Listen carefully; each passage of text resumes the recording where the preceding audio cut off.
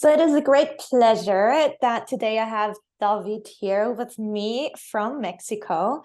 Um, and I'm very excited to speak to him about plants, about plant medicine, about how we can use plants in our daily lives as an ally, to help us guide us through whatever issues come up in our lives. And I had the great pleasure to find him online a few months ago, and I've been doing immersions with him that were very enlightening and very informative. So welcome. Hi, David.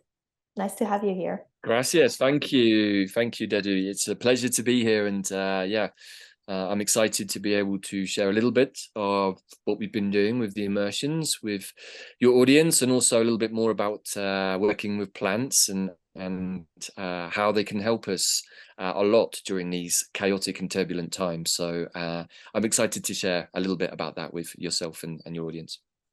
So you say you're a plant alchemist. Can you maybe help us understand that terminology a little bit? What does it mean, or what do you do exactly? Well, I mean, first and foremost, I have to share that I don't really like to put a tag or a label or a name on anything that I do. Most days, just being Davyd is pretty tough. So, I'm happy just with that. But, in this work, working with plants, often people start to refer to themselves as shamans or medicine men or medicine people. And I always like the tag of medicine man. It's kind of straightforward. I'm a man who works with medicine, so it's pretty straightforward in that regard. The word shaman is a little more convoluted because it is a word specific to a tribe in Siberia. Originally, that's where the word comes from. And so it's kind of been universally adopted to indicate a person who's able to walk between the worlds, who's able to communicate with spirits, animal spirits, plant spirits in different ways. And not everybody does that with plant medicine. There are plenty of shamans from different cultures who work with the drum and work with the fire, and some work with those and with plants.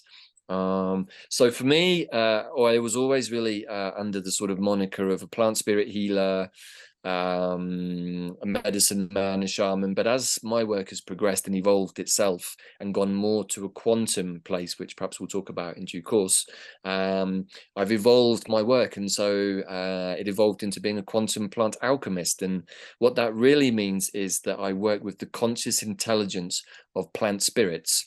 And so if we think about a plant that we see, and we're going to, I think, talk about dandelion quite a bit because he's a really interesting character that I know you've been working with too. But dandelion to most people is a small plant, a weed even, that grows in the cracks. Mostly it grows on people's lawns and annoys the hell out of them because they feel like it shouldn't be there.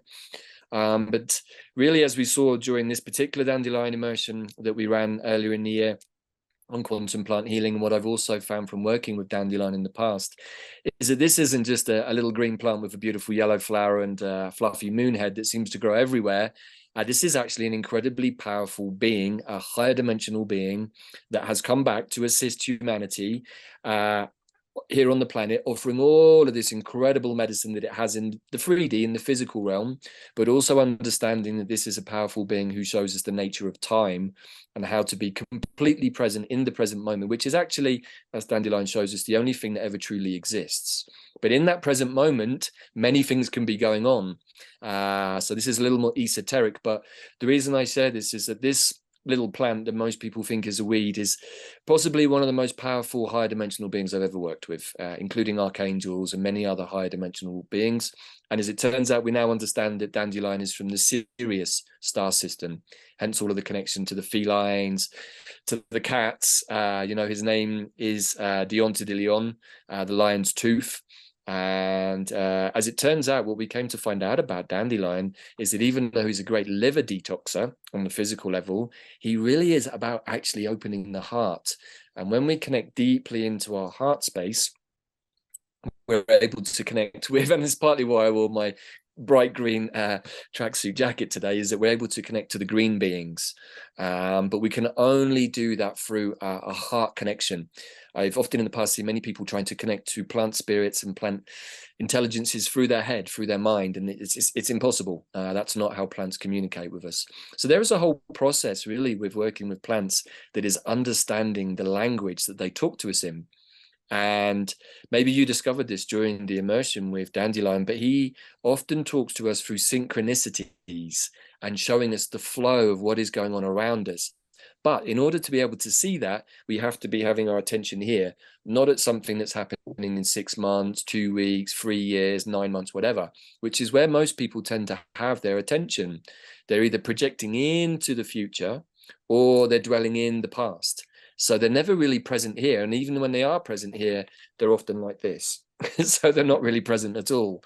So this is how we can start to work with plant intelligence at the quantum level, by understanding that this little green plant that has all of this medicine that's good for many things, and as my friend and brother Pete Jackson Main, the herbalist, talks about a lot, he really has a huge understanding of the physical effects of herbal medicine. But also through working with me and doing much of his own work, he's also now started to bring in the quantum intelligence, which is where we can start to connect with the plant spirits in a different realm. If we can understand that the physical world is not the only world that there is, then we're starting to break down our perceptions of reality. And that can be challenging for many people. And we were talking right before we came onto this call about what is 3D, what is 4D, what is 5D. And that's a good question. And it took me many years of medicine journeys and somewhat mapping out myself through probably thousands of strong medicine journeys now, but also by reading ancient texts, seeing what did the ancestors do in their practices. Why did ancient Indians use soma? Why did Jesus get locked up in a cave for 3 days only to get reborn? Were they using plant medicine? As it turns out, yes, they did quite definitely use some very strong plant medicine for his resurrection. And so the more that we look into history, the more that we can see that plants have often been a huge catalyst for personal growth or even societal growth. We can see in some of the more indigenous cultures that still prevail in the world, particularly Central, South, and even North America, that plant medicine is often still very much at the center of their culture. They're not using antibiotics. They're not using Western medicine. They are still in a place of respect and reverence with Mother Earth, with Grandfather Fire, with Taito Inti, Father Sun, and they understand the dynamics of how Mother Nature is always working in perfect harmony and efficiency. And as part of nature, it's easier for us to live and flow if we are in harmony with what is going on around us, particularly with the nature flow. Unfortunately, humanity has constructed many edifices, buildings, electrical systems, all manner of things that distort the natural flow of Mother Earth. And if you think about the medicine wheel of the seasons, from spring to summer to autumn to winter, the whole cycle of death and rebirth goes around every single year. And that's a powerful tool that I work with a lot, is the medicine wheel of the 4 elements and of ether, to navigate my life through air, fire, water, earth, back to air, fire, water, earth, and of course in the astrology too, which is something we're both interested in. And so this is how we can start to shift our perception from a more commercial, capitalist, physical, 3D only kind of experience to thinking about, well, how do I connect with the world around me? And am I just connected through the devices? Is that my only connection to people? It seems these days for many people it is.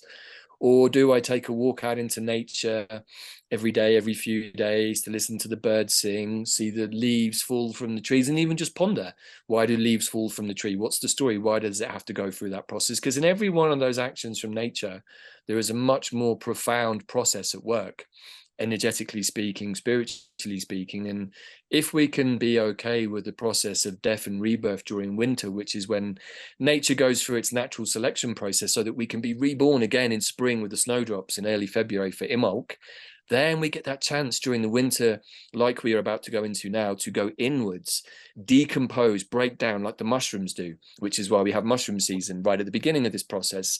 The sacred mushroom grows right before we go inwards at Samhain, at Halloween, so that then we can spend the winter decomposing, breaking down the things that don't serve us. Then when the energy shifts again at winter solstice from earth to air, which is what happens at the elemental level with the planet, then we go into the air element, which is dreaming, planning what is coming for the year ahead. And so we have the end of December and the whole of January until we get to that Imbolc, and sorry, until we get to spring equinox, when again the energy shifts from air to fire, and fire is all about energy and making things happen and dynamic processes. So if we follow this very, very simple kind of wheel, we can start to see how we use the inner dark months, particularly in the northern hemisphere, to go inwards and dream about what we want to do for the year ahead. It's really beautiful. It's also really simple. And then suddenly, rather than winter being a long, dark, cold process where we just want to get huddled up and warm and drink hot chocolate and get ready for Christmas and whatever else, we can start to work with this energy at this time to understand that this is the time when I can do all of my inner work that I haven't had a chance to do through in the harvest season of autumn.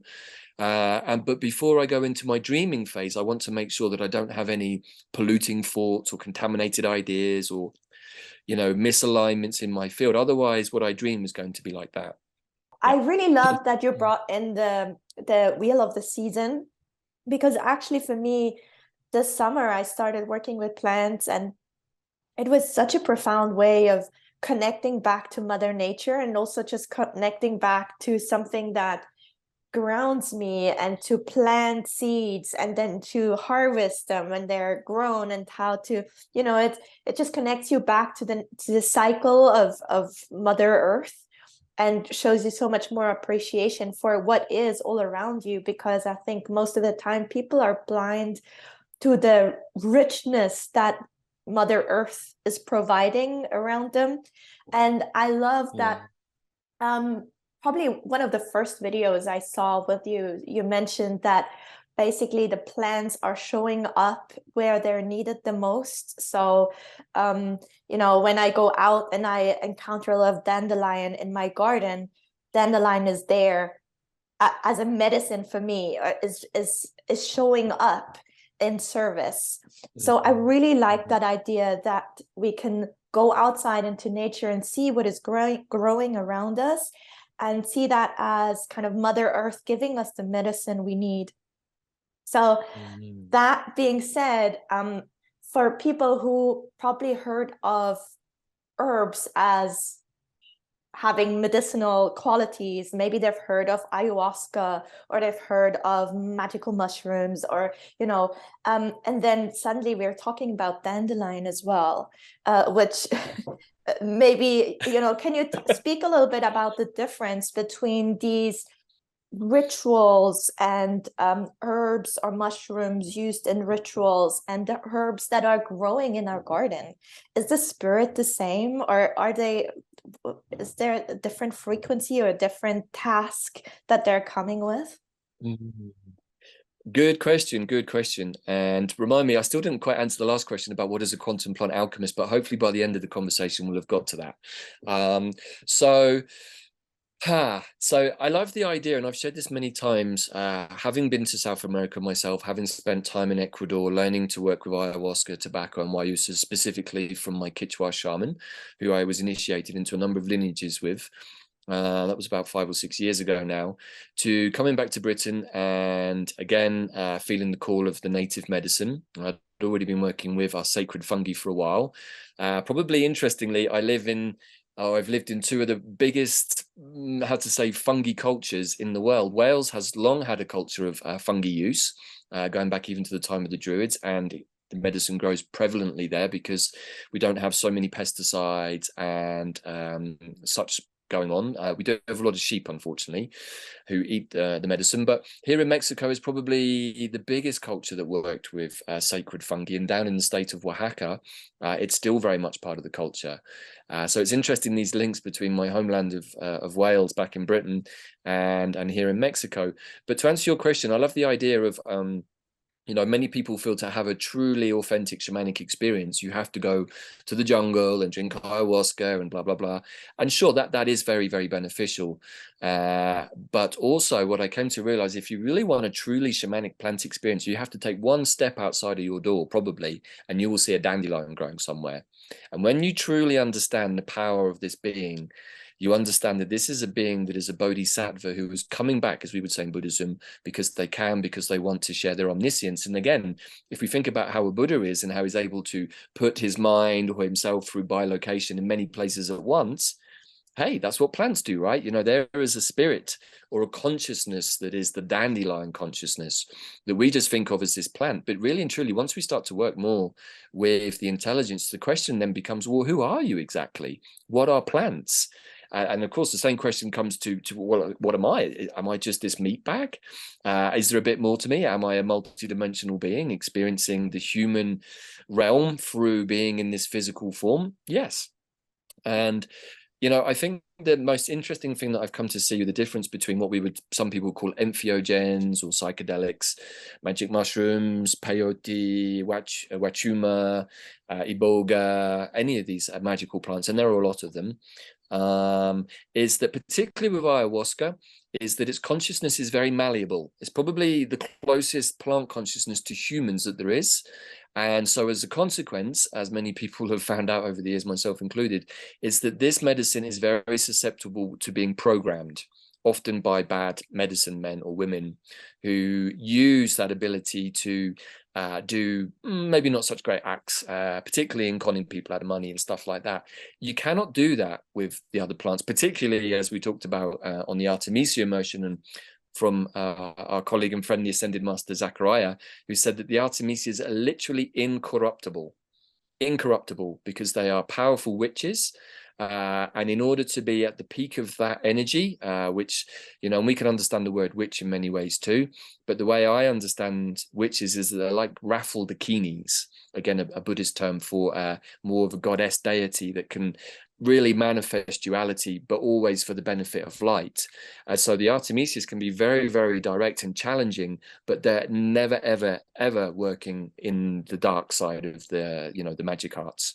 And in fact, quite the opposite. They're very, very powerful to help you against those kinds of energies. So I would say that mugwort is mugwort. She's still expanding, I feel like, on her own evolutionary trajectory. But there is a frequency that is still very much mugwort, very much wormwood, very much artemisia. Dandelion also has a frequency that is only dandelion. It can't be pulled into this place or that place and used in a more nefarious means, but other medicines can be. And generally in the world of that kind of more shamanic dark arts, it's medicines like ayahuasca that are used to manipulate people, control them. And possibly that's even been done at a global level in the past. We don't know, but we're starting to break these ideas down. And so for me, the simplest answer is that dandelion is dandelion, no matter what. From dandelion, what is dandelion? What is dandelion? Dandelion will keep bringing more and more according to what each individual is able to handle. And I think this is a really important point too. With plants, is that there is never anything to be afraid of with plants. I wouldn't recommend going out and taking lots of poisonous plants because maybe that's not a good idea, but I have had lots of poisonous plants go through my body that should have killed me, but haven't, because the plants didn't want to kill me. There was no value in that. And as we discovered with elder, and as Pete so beautifully put, you know, elder medicine has the capacity to make you vomit, to give you diarrhea, or nothing at all. So how does that happen? And as I believe, you know, for those people who end up watching the elder videos or anything, and this is a really important pioneering piece of information that Pete has been sharing, which I totally concur with, is that these plants, elder particularly, can come into our energetic system, talk to the organs, the brain, everything in our field, and say, hey, what is it you need help with right now? And because this body medicine is so intelligent, I think that's a big part of what's coming in New Earth, is to understand that this whole kit and caboodle here is not only a quantum reactor, it's a toroidal field, it's a generator of manifestation from the higher realms. If it's working fully functional, we are super beings. As one of my teachers said, we are the 10th hierarchy. We are godlike beings because we have the capacity to manifest from our higher minds. Unfortunately, we've been so corrupted and misaligned that we've forgotten how to do that. So these plants are able to help us do that. But the point I'm coming to really is that what kind of being is able to shift themselves so that they're not like a pill or a tablet that does one thing, but actually come into our system, have a conscious engagement with, and adjust how their medicine works in our field for each and every one of us. I'm still mind blown by that for every single time. And that's what plants who are adaptogens or neuromodulators are able to do. I mean, I still have to sit and really meditate on that a lot. It's just like, wow, this is a being through a plant or a tree that's able to talk to me at an intimate level, and unconsciously my body is able to tell the plant what do I need, and then it does the work. I really urge all of your audience to sit with that piece of information, because in that is the future of medicine, I believe. No, so if somebody anyway, yeah. if somebody is like, oh, this sounds, I've never thought of plants in this way, and I want to start working with plants, or connecting with plants. For me, honestly, the first plant I connected in this way was dandelion, because of the immersion as well. And for me, that worked out very well. But would you recommend for somebody who's new to this kind of work to start or to immerse themselves into dandelion? And if so, how would they start? Do you start by harvesting and eating lots of dandelion plants? Do you start by sitting in your garden and talking to your dandelions?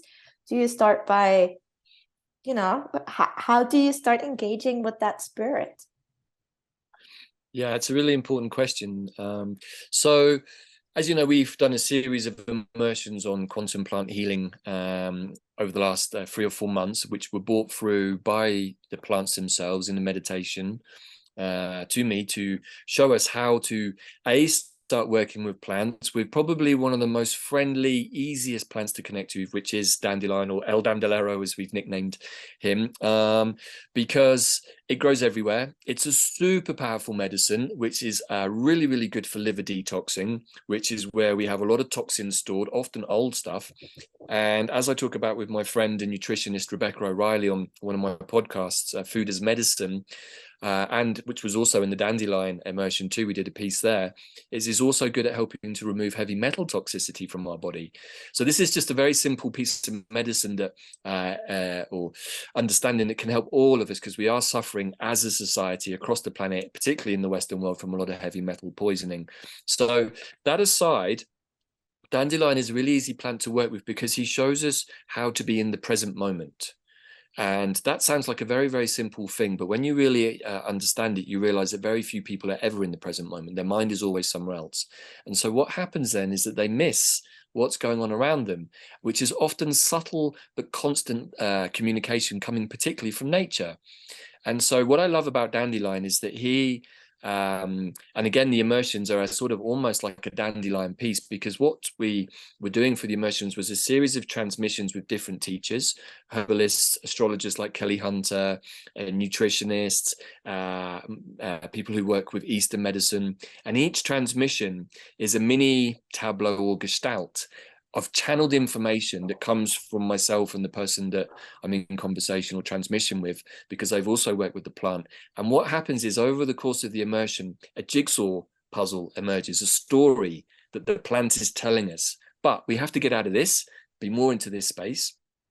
And as you will have discovered, it's good to have some of the medicine with you, either in a tincture or tea form primarily, and or with an essence. And so one of the easiest ways to start connecting with people is to work with the essence. 1 second.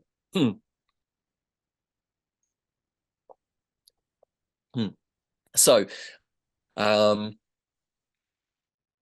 so the best place to start, I think, is to do something like the dandelion immersion, which we do still have on our website for on special offer now. But is to just immerse yourself, get excited, go out, find the dandelion in your garden, collect some of it, dry it, make a tea with it, make a tincture with it, all of which you can find out either through the immersion videos or easily on YouTube. There's lots of videos about how to make essences and tinctures. And I think the most important thing is to consciously invite the spirit of dandelion into your life. You tell the spirit of dandelion, I would like to invite you into my life with all that you bring, in a place of trust. Dandelion really asks us to start letting go and surrender to a process. What often happens, I've seen over the years with people who work with plant medicine for the first time, is they get super excited. They think, oh, it's part of the spiritual journey, and then their stuff starts to come up, and then they don't like the plants gives them a pill that takes away their pain until it resurfaces some years later as a disease or tumor in their body, right? So this, I think, is an important part of the understanding of plant medicine. Is if stuff starts to come up that's uncomfortable for you, or you start to release or detox, that's really good. That's really, really, really good. It might feel a little uncomfortable to begin with, and particularly if challenging stuff comes up. But we are now at a time when the frequencies are shifting very, very quickly. And plants like dandelion and the artemisias can allow us to become very aware of what we are still holding in our physical bodies, our emotional bodies, our mental bodies, things that no longer serve us, probably have never served us actually, but they can serve us in a way to show us like, I'm carrying all of this. Why am I still carrying all of these burdens and these old traumas and guilt and shames and blah, blah, blah. And plants like dandelion can bring us very much into an awareness with ourselves. What is going on for me right now? Oh my gosh, I'm in bad shape. How did this happen? Oh my gosh, I haven't been looking after myself. Why not? There's a whole series of questions that then come to yourself. And if you are consciously wanting to work with plants and to start alchemizing the energies in your body and becoming more tantric and transformative, which is what Scorpio season was all about and why we were working with Elder, because it's death and rebirth energy, that's where you start to become a quantum plant alchemist. You start to alchemize the stuff in your system that doesn't serve you, the dead weight, into a form that either can be released at a higher frequency or something that can be transformed into a positive outcome for you in your life. But this is why we did the immersions, and particularly with the Elder, we did it with a wave spell, the Mayan wave spell, but maybe that's a story for another time. Because if we work with astrology and or Mayan magic or other mechanisms, but particularly with astrology, we can have very powerful changes, transformative changes for good very quickly. And I think many of us have realized over the last couple of years, down to people like Pam Gregory, God bless her, who certainly has assisted me in a lot of the work that I've been doing, to understand that when we can track the mundane astrology in the world around us, but also at the personal level, we can start to see these windows of opportunity and energetic flows that encourage us to go into certain processes. And if we know which plants match those processes, as I do and many of my friends do, we can start to combine working with astrology and plant medicine for very, very, very powerful responses very quickly. So hopefully for those of your audience that are into astrology, this is a little taste of how we can start to weave our own magic for personal transformational change. I just wanted to say that to me, maybe we can talk about the sequence of the different immersions, but to me, what made them extra powerful, especially in the Elder immersion where I was live, I was part of the immersion and I was there as we were all together going through this immersion. The alignment, the astrology that came or was behind it, or just the astrological alignment, and then taking the plants, working with the plants during a certain time that was not random. It was very much, it was planned to be in a certain time, to work with certain energies and to have the help of certain plants to assist you in that process. For me, it was very powerful. And even to, it's just such a beautiful metaphor of bringing what is down below in the earth and to connect it with the stars. And we are in the middle and there's just this beautiful alignment happening, and we can just connecting what is below and what is above, and bringing it into the present moment. For me, that was very powerful. And I mean, I've been a yoga teacher for 10 years, and I've worked with yoga and energy for a long time, and now I do human design, and I work with energy most of the time. But to have that alignment, the astrological alignment, and then the assistance of the plants was very powerful to me.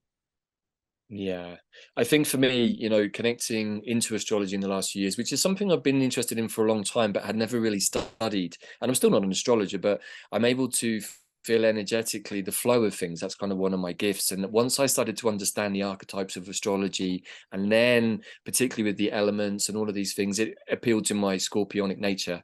And what then comes out of that, which is like the Elder was a perfect example of this, is that when we're really centered in the place of not being bound by 3D thoughts, and particularly when it comes to work, and I see this a lot in the spiritual spaces. I learned a long time ago, when putting emotions and retreats together to put out a prayer. It's like, please bring the most appropriate people into these immersions, never thinking about how much money is it going to make, trying to put bums on seats. I've got to get my 30 people, 50 people, whatever. Whoever turns up is whoever's meant to turn up. So first of all, that relieves all of that stuff, takes all of the money stuff out of the equation. And I never put any of my day-to-day living, I don't put any pressure on that from my spiritual work, because then you end up getting compromised and making choices like, oh well, I'm gonna include this person in the retreat, even though I think it's a really bad idea and they're probably going to cause a lot of problems because they're going to pay me £300 and that's going to pay my electricity bill next month. This goes on a lot, and I think that this is something that we all need to address, because we don't need to think like that. That's coming from a place of lack. And when we work with plants like Dandelion, he's like, dude, if you're in a place of trust, everything you need always comes to you. You don't need anything more than what you get, but you get what you need. And again, this is a big piece, I think, for Western society to start understanding that we are consumers who hoard lots of stuff: money, items, cars, houses, properties, etc., etc. And do we really need all of those things? No, we don't. They're nice to have. But what the plants like Dandelion show us is like bringing it back to oneself, and the sequence of events came in a particular reason because I've done this work with plants over many years, run retreats, but I've learned to be super in the flow and never to push anything. And, just to give a small kind of example, when the Dandelion immersion first came out, I did a preview piece with Zach, the Ascended Master, which you can see on the YouTube channel. And I sent out an email to all of the website members and said, the video is going to be up tomorrow at 4 o'clock. And in fact, I said midday. It was going to be out at midday. And for some reason, this video decided it was going to take 16 hours to upload. 16 hours. It must be a record for an hour-long video. And I got completely bent out of shape. It got to 12 o'clock and only 2% of the video had uploaded. And I'm like, oh my God, it's not going to work. So I sent out an email. Apologies, the video will be up in 2 hours. 2 hours later, it was still only got another 2%. I'm like, this is insane. So I then sent out another email, put the wrong URL, didn't even get my website address, was getting completely bent out of shape by the whole thing. And at that point, I'm just like, what's going on here? And then Dandelion stepped in and said, okay, are you ready to listen now, buddy? I'm like, yeah, what's the problem? He said, the video's not going out today. I'm like, why not? He said, because we've decided it's going out tomorrow. Me and Zach have decided this. And I'm like, really? He said, yeah, did you ask us? I said, no, I didn't. I had it in my head that it had to go out today. And so Dandelion sat me down and he said, like, sit down. We're going to talk about this. You can have a beer if you want while we're talking. And I did. And he said, okay, first of all, we don't do stress in New Earth. You know that. If you're stressed, you're not in the New Earth frequency. So why are you getting stressed? I'm like, well, because I promised it. It's exactly because you promised based on the timeline that you had in your head. You didn't ask me, and I'm the one who's doing this. So it's like, So of course he said, so I then checked, and sometimes I use a pension. And when is the video going to go out? It's going to go out at 4 o'clock tomorrow morning. I'm like, 4 o'clock tomorrow morning? Why is that? He said, well, because that's when we perceive as the best time. So sure enough, I woke up the following morning. The video had gone live at 4 o'clock in the morning, exactly as they'd said, and was already reaching people. So the end of the story basically is like, well, what was the big problem then? There wasn't one. I created the problem by putting a timeline on something that didn't need one. And so I started to suffer with my own sense of expectation because I put this pressure on it to be out at a certain time rather than be totally in the flow and relaxed about everything. Because Dandelion's like, doesn't matter if it goes out tomorrow or the next day. It's going to be a time, and it's a great video. It's on it's the featured video on the YouTube. It's all about quantum plant medicine, but from the Ascended Master Zachariah's perspective. Probably one of my favorite talks I've done. I will link it in the show notes because I received these emails that you were just talking about, and I also have watched the video. So it's nice to have that, at least the video in the show notes. Definitely. Mm-hmm. So you saw all of the blunders, and I think each email that came from me was getting a little more panicked, with more like, oh my God, like, okay. And then it's just like, okay, the video, I think I stopped even sending emails and just like, okay, it's going to go out tomorrow and people will find it or not. And I need to let go of stressing about that.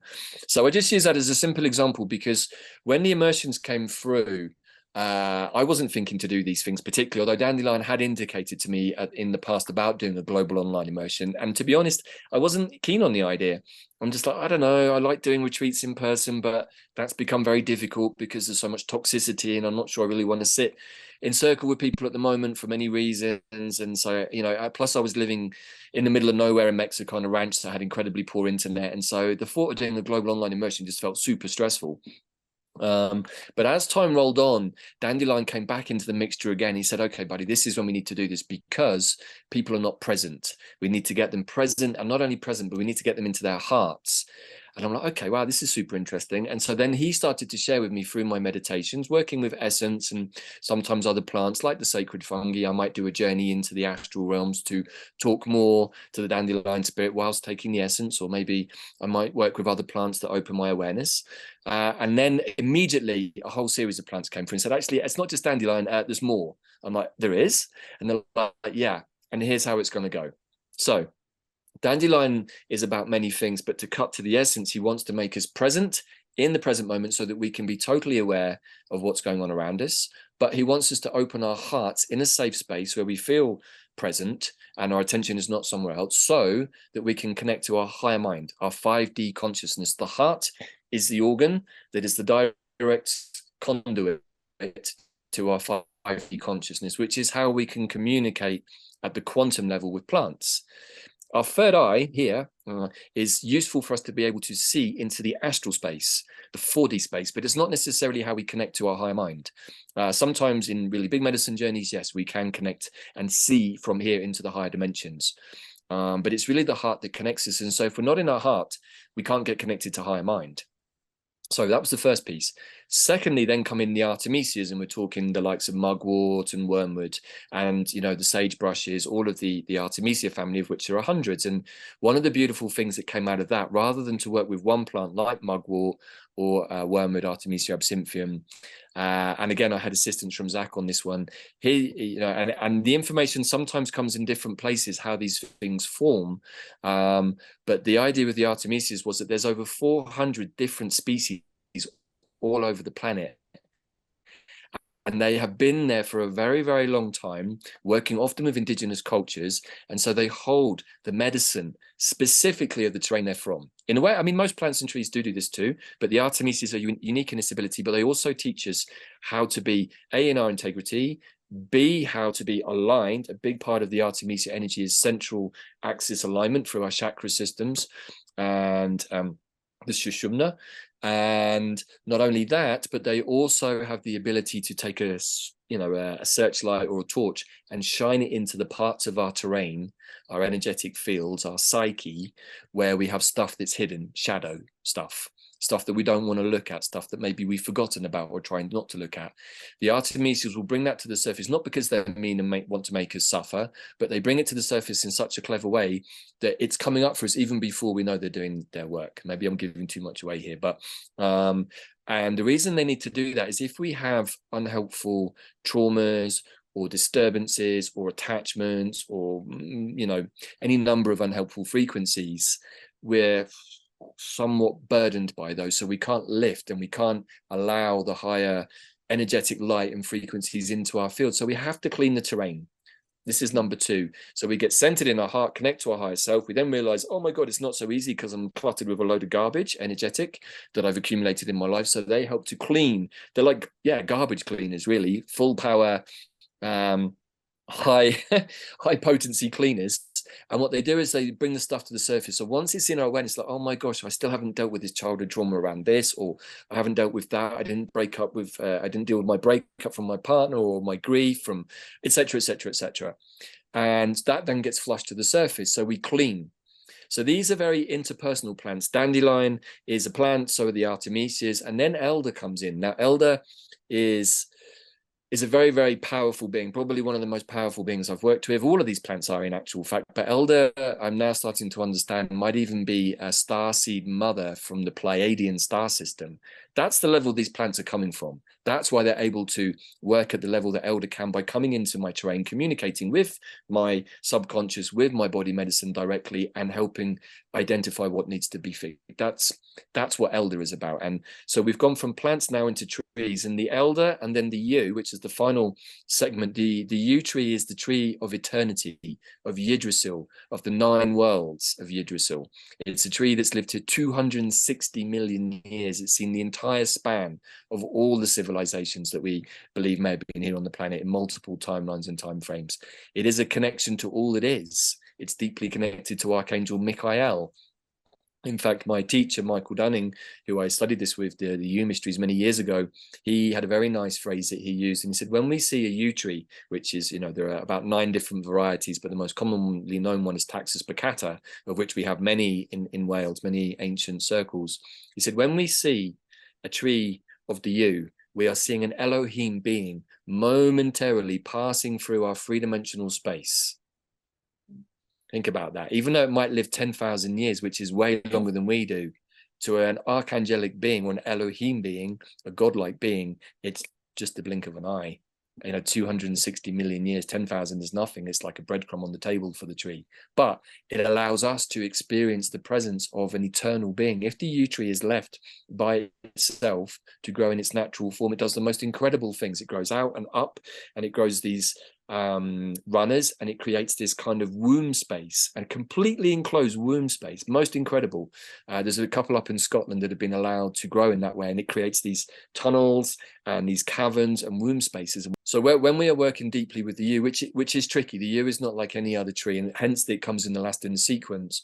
But when we're working deeply with the yew, we are working with a being that has its own womb space, which is, whether we're male or female makes no difference. We all have the energetic creation space. And if we are clear, the yew tree is able to connect us directly to 5D consciousness, directly. And from that space, we can then manifest back down from our higher mind into the womb space that the yew offers us to manifest from a higher mind space. But here's the key. We can only do that if, when we approach the yew, which is why it's the last in the sequence of 4, if we're centered in our hearts, aligned, free of burdens, unattached, which is also what Elder helps us with.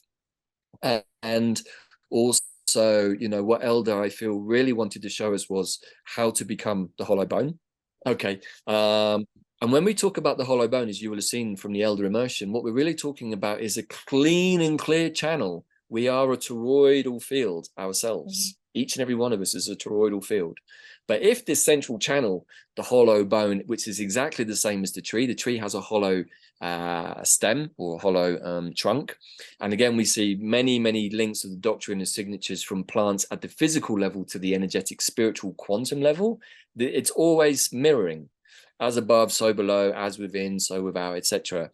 But if we have got blockages or misalignments in that hollow bone, then when we go to the master hollow bone, maybe if we say that the Elder is much more hollow bone at a personal level, the yew tree is a hollow bone potential conduit at a much more collective level, even intergalactic.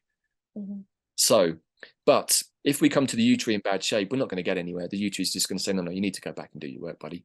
You don't get into you don't get through the pearly gates of heaven of 5D consciousness quite that easily. You need to be in good shape. And here is the piece about the Egyptian weighing of the feathers of Matt. Is your soul as light as a feather?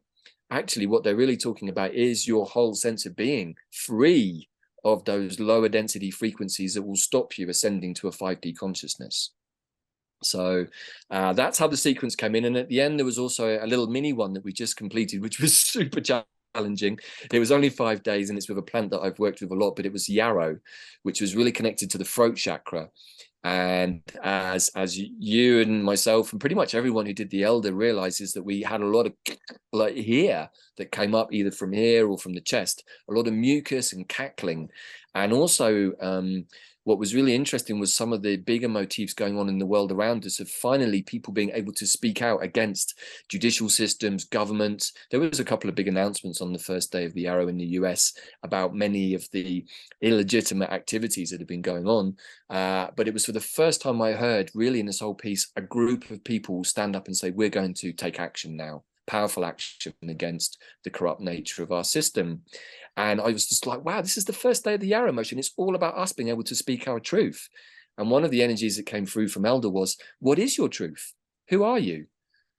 When everything is taken away, and again, Dandelion helped me in this process, and it was part of my journey, I got stripped of everything. Everything was taken away from me in my life, partly by my own design.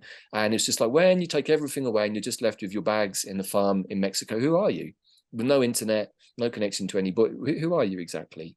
And that took 2 months of deep meditation to say, when I have all of my stuff removed, Who am I? Am I able to stand on my own 2 feet? I don't speak the language here. Am I able to make myself understood? Am I able to even find some money to feed myself? All of those things. And so it got brought back to a very, very simple place of just being and seeing how did I be with not much around me, just very little. And then to start building back out from that space. And you know, all of this stuff has come to pass, you know, with quantum plant healing and everything. But this wasn't here in my life 8 months ago. But because I did the inner work and because I was with Dandelion in the moment and just allowing life to flow through me with a pretty clean, clear central channel from all the work I've done, I was able to be like, wow, okay, this feels like something now wants to happen. Not only does it want to happen, it's something that I'd like to happen. And so I came to a place of understanding that what I want and what I need could actually be the same thing. What I want is to do this work with plants, but what I need is to do this work with plants. It's also benefiting me. So this, I think, is some of the longer term aspirations that we can have working with plants. And that sequence that I gave, you know, there's probably going to be more immersions next year, probably focusing on some of the plants we talked about, the stronger entheogen plants. Maybe we'll run retreats here in Mexico, but many things have to happen in the world before then. But has that given you more of an overview, Deddou, of how the immersions happened, why you got those funny emails during the dandelion immersion, and also your experiences with Elder? Does it give a little more shape to all of that for you? Absolutely. And I love how you emphasize being in the flow and working with the plants and like learning from them to be in the flow and to trust the timing and to also let go or just, you know, be carried away by that energy instead of like your mental energy of what needs to happen now in order to so it's an unlearning and to get into yeah, the rhythm of nature again, which I mean, I have lost that rhythm. I was never taught. I was never, so it is an unlearning and it's a new learning, and it isn't walking around with open eyes, you know, and an open heart. Probably Dandelion is really about that to yeah, to connect from a not only from a mental plane, but really to look at the world from your heart and your heart space. So I must say, I'm super excited about the yew tree immersion, which will be coming up shortly. And I think, as I mentioned before, like just outside of my window is a yew tree. I was like, Beautiful. when you started talking about the yew tree, I was like, oh, I have a feeling I've got a yew tree around here. And then I found out that we have so many around this house. And actually, for people listening in Zurich, there's the Uetliberg, which was one of the mountains, you could say, or hills in the city, and they have the oldest kind of wild living yew trees in Europe. Are not the oldest, but many of them. I think over 70,000 or something on that hill. So it is quite a thing to actually go there and just to walk around and encounter many yew trees there. Yeah, so I would like to close by asking you how people can work with you apart from the immersion. And I highly recommend the immersion, but if the immersion doesn't resonate, or they're like, oh no, I have something I would like to discuss personally or work with on a personal level, is it possible to book personal sessions with you, like one-on-one sessions? It has been. I've been slowly reducing my diary due to the amount of energetic pressure from running the immersions, but also really understanding that we are now at a time when working through the plants in this kind of global way. And maybe just quickly to say, the immersions have two functions. They run live, often working with a Mayan wave spell that comes from my partner Bella, and that's another layer that then works with the astrology that's brought through by myself and Kelly. But those magic containers still hold their energy even after the live immersions finish, due to the nature of them. Many people maybe came in on the elder immersion and then it's like, oh my gosh, I feel like I need to go back and do dandelion and the artemisias, and still found them incredibly powerful. So those kind of, let's say, bigger transmissions from the plants through those immersions were one way that the plants were really encouraging, certainly me, to share a pathway to learning with plants, because it's been more difficult in the last few years to do personal retreats. I also was doing clearings in the remote space. I do like 2 to 3 hour personal clearings at the quantum level, which removes all of the stuff that the Artemisias do. I go in, it's like kind of forensic psychic surgery, and I can remove all of the attachments. I specialize in the not so pleasant stuff, being Scorpio, dealing with entity extraction and curses and hexes and yada yada. All of that stuff, which is now coming to an end as we transition out of the old paradigm. These are the burdensome energies that come from not just this time frame, but other concurrent past lives or time frames. So sure, people can contact me through the website. I am a little booked up until early next year, but sometimes slots open up, and particularly for those people who want to work consciously with plants or who've done some of the immersions and then want to elevate, I often end up mentoring quite a few of those people that come out of the immersions on a one-to-one level. But honestly, I would really recommend for those people listening to this for the first time and feeling intrigued or excited, check out the Dandelion immersion. It doesn't cost much at all.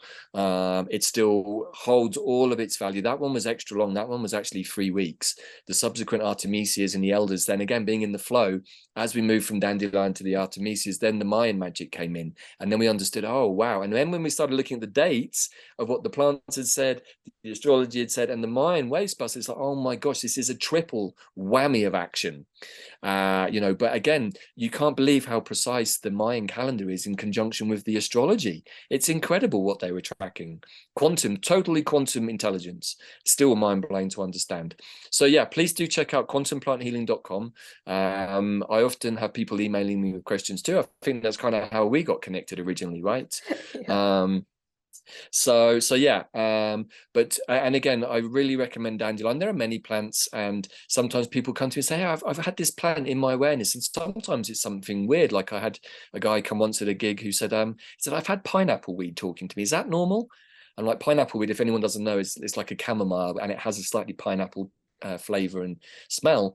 And he said it was a young guy in his 20s, and he said, I'm a bit weirded out by this, but it keeps coming to me, pineapple weed. Is that a thing? I said, absolutely, buddy. I don't know the spirit of pineapple weed, but if it's coming to you, open yourself up, invite the plant in. So again, much as I recommend dandelion, if people listening are like, oh, I've just had this plant in my awareness for weeks now, maybe it even grows in the garden, maybe you need that medicine. So this is what I always say to people. There is never any one way of doing anything with plants. That's not how I've been taught by the plants, and it's certainly not what I would share. Always be in a place of empowerment through intuition, but also at the same time, sometimes there are guidelines and trackways that can assist you more quickly to understand. So hopefully that explains a little bit, but also check out my YouTube channel. There's lots of videos there that explain about the immersions, why Elder, why Artemisias at certain points.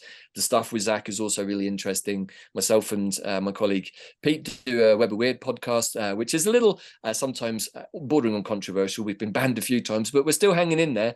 But we talk a lot about plants as a solution. What we often try to do is talk about what's going on in the illusory world of the goggle box or the TV and the media, and then we offer plants as solutions to help deal with the chaos that is coming out of that space. So all of these different mechanisms are good ways, plus there's lots of other great herbalists and videos out there too from different people. But yeah, that's probably the easiest way to connect, I guess. Thank you so much, Davyd, for your time and sharing all of your wisdom with us. I think this certainly has been very inspiring and also very practical for many people, hopefully. There's nothing they need to buy because dandelion probably grows in their garden or in the field close to their garden. And it's really just going out into nature and connecting with the beings or the plants around them. And then if they want to buy something, there's the immersion there for them to explore the plants and their abilities and their spirits, just from all of these experts sharing their knowledge in that container that was just so beautifully aligned. And that I also did the dandelion immersion after it was finished, and still the energy is still there and you can still really immerse yourself in that. So thank you very much for being here, and I'm looking forward to the you. Yes, good. Likewise. I'm still, again, I don't really know exactly what the U wants to share. After many years of working with the U, it could be about many things.